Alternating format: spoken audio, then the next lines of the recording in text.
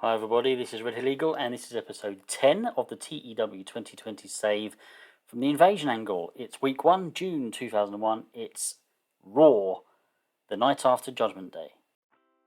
We kick the show off with the Brothers of Destruction, and they just cut a promo on Triple H and Steve Austin, the two-man power trip, and Triple H decides to come down. Then he kind of realises, hang on a minute, I'm on my own here. What am I actually trying to achieve? So he kind of like approaches them a little bit, but then kind of like holds up his hand, looks at them both, kind of like looks them both up and down. Yeah, you guys are quite big, aren't you? And then holds his hands up and just decides to kind of walk away. And that's an overall rating of 89. But then he is joined by Steve Austin, just to kind of even things up. He kind of says, Trips, what are you doing? What are you backing off for? You don't make yourself look stupid. Don't come out here at all unless you're gonna, sort of start something. And William Regal is also present. He also comes out and he books a match tonight for the Brothers of Destruction and Test to take on the two-man power trip and the Big Show. And that's a rating of 76. And that's a rating of 76. Next up is some in-ring action with the Dudley Boys taking on X Factor. Next up is some in-ring action as the Dudley Boys take on the X Factor. And it's a victory for the Dudleys in 8 minutes 37. Decent reaction from the crowd, but subpar wrestling. I'm hoping that's really the fault of X Factor because I've got bigger plans for the Dudley Boys. But Devon Dudley forced Just Incredible to submit. Overall rating of 62. Team Rick then cut a promo on APA and Benoit. The APA, of course, Bradshaw and Farouk, following the Edge and Christian match from last night. Nothing more to this one really. Just a promo on their enemies, and it's an overall rating of 64. Just to get them all on the card, really. I've got some sort of plans for Edge and Christian as well. There's something I want to do later on, which could involve Edge and Christian or the Dudleys. Kind of edging towards Edge and Christian now, but we'll see. And they are interrupted in their promo by the APA, and they say they want Edge and Christian 2-on-2, no more of this six-man tag action. We want you to. An overall rating of 65. Jacqueline then takes on Terry Powers in some women's action. In 6 minutes 2 seconds, Terry Powers gets the win with a Tory suplex. And that's an overall rating of 46. Still not sure what to do with the women's division. I want to keep it hanging around, but at the moment it's not producing us particularly good ratings. William Regal then calls Chris Jericho into his office. Now these two have obviously, they don't like each other, but Regal knows he's got some protection. He's the WWF commissioner. Mr. Jericho, please enter my office. And before William Regal can sort of say anything, Jericho just goes off on one straight away and says, I'm fed up with this BS. Stop, putting me in matches with a Big Show. Have you seen the size of that guy? I'm not there yet. I might be able to sort of get there one day, but the size of him, are you kidding? He's got other fish to fry anyway. What are you doing? Just give me something fair. So William Regal says, okay, yeah, I can see your point, Mr. Jericho. What I'll start giving you opponents of your own size. Rating of 73. And when he says opponents of Jericho's own size, he's going to put him in a handicap match.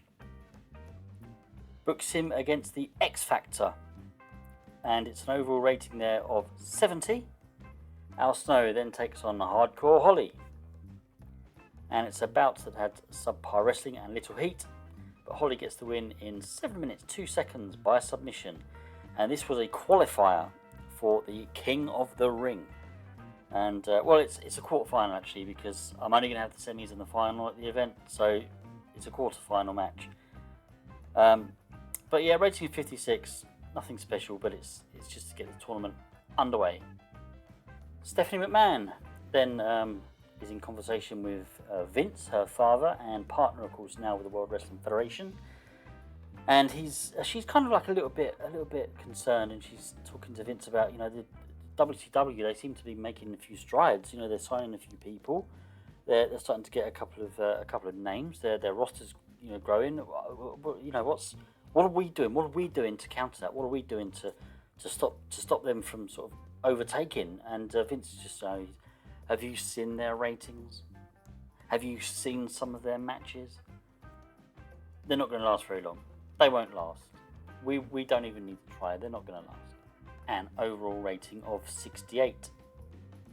Chris Jericho then takes on Right to Censor, and I realise I messed up, didn't I, with the angle.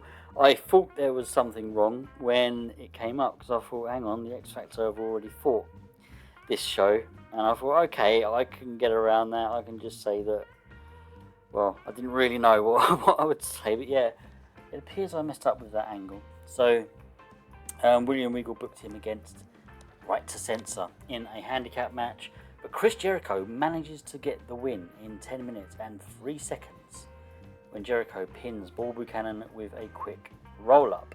Jericho carried the match, and Bull Buchanan was a weak link. Overall rating of 65 wasn't really anything. I didn't think it'd be anything special. This was just a kind of, I think Jericho gets some pop from this that people normally do in handicap matches. I know Right to Censor quite far down the card, but I still think he'll get something from it. This angers William Regal, of course, and he comes down and gets on the mic, and he basically just says, Jericho, you were lucky. You got lucky. There's no way, that wouldn't happen again. If we had this match again tomorrow night, it would be a different result. But Jericho is kind of like, he's smug, but he's also sort of thinking to himself, is Regal going to do it? Is Regal going to book this match again? Is he going to give me another handicap match? This is getting out of hand. This is seriously getting out of hand. You can just see that look on Jericho's face. Overall rating of 71. Kurt Angle then takes on Raven. Raven has been talking to Kurt Angle in particular, but also Guerrero and Chris Benoit, who are involved in the whole who's the best technical athlete in the world. And Raven said sometimes it's just pure brute force. You don't need to be technical. But Angle gets the win in this one, and it's in 10 minutes 42 by submission with the ankle lock. A decent match, he said there. 78, yeah, pretty happy with that one.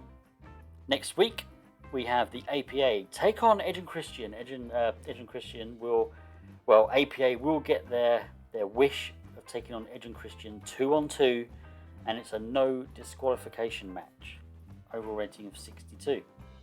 Matt Hardy then takes on Dean Malenko. This is just a match to get Matt to defend the European title. Decent wrestling, but didn't have much heat. It's always one or the other, isn't it?